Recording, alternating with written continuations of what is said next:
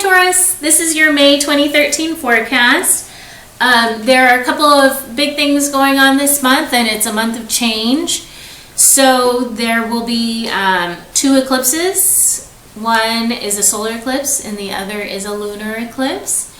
And eclipses tend to have a pretty wide range of influence, so whatever happens at these times could affect you, 6 months, a year, or more down the road.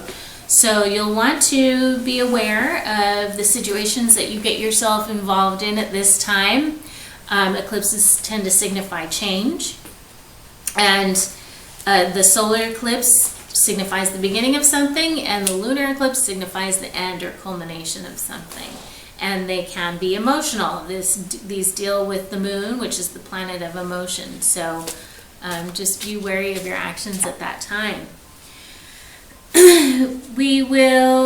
The first eclipse will be on the 9th of May and in your first house. Your first house deals with self and ego, your goals and dreams. So you might be initiating a new project, which is more along the lines of your goals and dreams. Do what you want to do. Do what you're passionate about and what you love. And this is a great time to get started on that. There's no real heavy negative aspects to this, so this will be a really good time for you to pursue your passion. Get started doing something that you love, that you want to do, that you're passionate about. This should be a very supportive time for you, and like I said, this should have a longer range of influence. So this is an optimal time, very favorable time to start doing something where you're pursuing your dreams and your goals.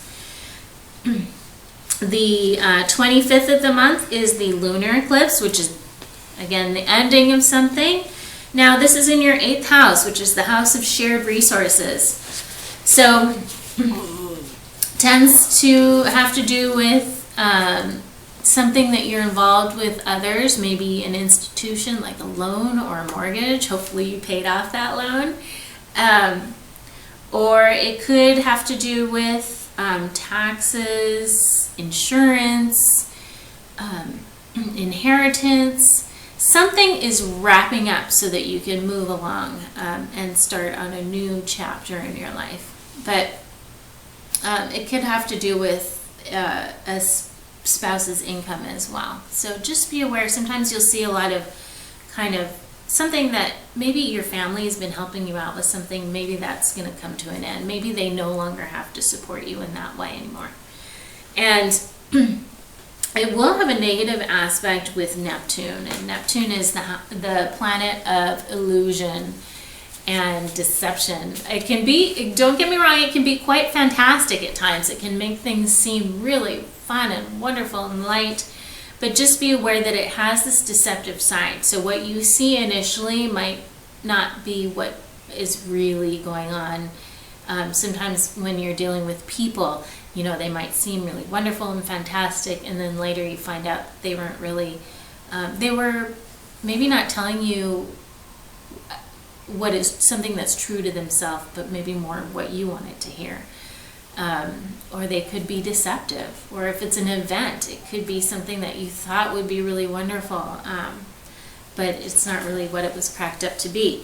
So Neptune is in your 11th house. 11th house is your house of friends, groups, acquaintances, charities, any kind of organization or networking thing that you belong to.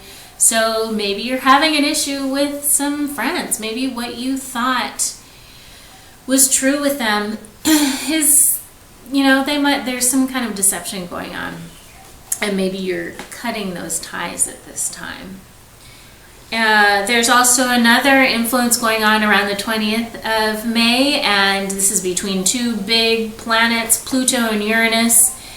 They're slow-moving planets, so we don't see this influence very often. It's actually quite rare, and in the past when we've seen it, it has signified a time of revolt.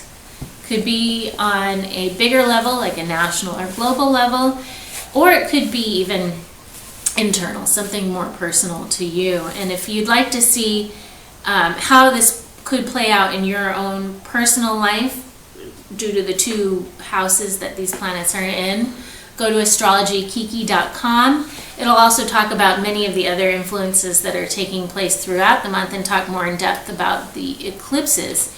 But hopefully we won't see it on a more global scale. It tends, in the past, it's been more along the lines of tyrannical leaders and revolt against them, and it's not very pleasant. So hopefully that won't happen. But it could be more of a personal inner turmoil that you're having between 2 issues. And go to astrologykiki.com for more detail on those houses. But the first part of the month will be about your goals and dreams. Then it'll move over to more income and investments and possessions. And the focus will change to that part of your chart towards the end of the month.